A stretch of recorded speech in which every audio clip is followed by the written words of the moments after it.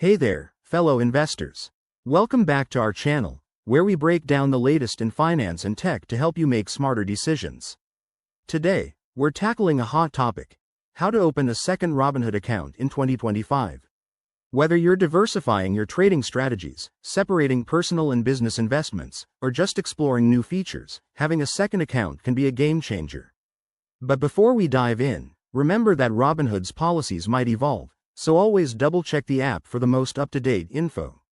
First things first, let's talk eligibility. In 2025, Robinhood allows multiple accounts, but you need to be in good standing with your first one, no outstanding issues or restrictions. Start by logging into your existing Robinhood app or website. Head over to the Account section and look for the Add Account or Open New Account option.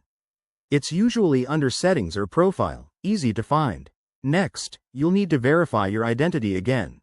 This means providing details like your social security number, ID, and possibly a selfie for facial recognition. Security is tight these days. Once that's done, you'll go through a quick setup process.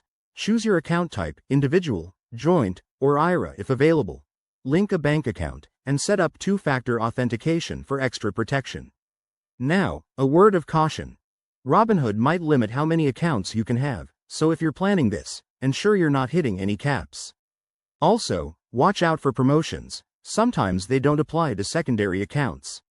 Once everything's set up, you can start funding your new account via bank transfer or deposits. Wrapping this up, opening a second Robinhood account in 2025 is straightforward if you follow these steps, but always prioritize security and compliance. If you run into any hiccups, reach out to Robinhood's support. Thanks for watching. Hit that like button if this helped, and subscribe for more finance tips.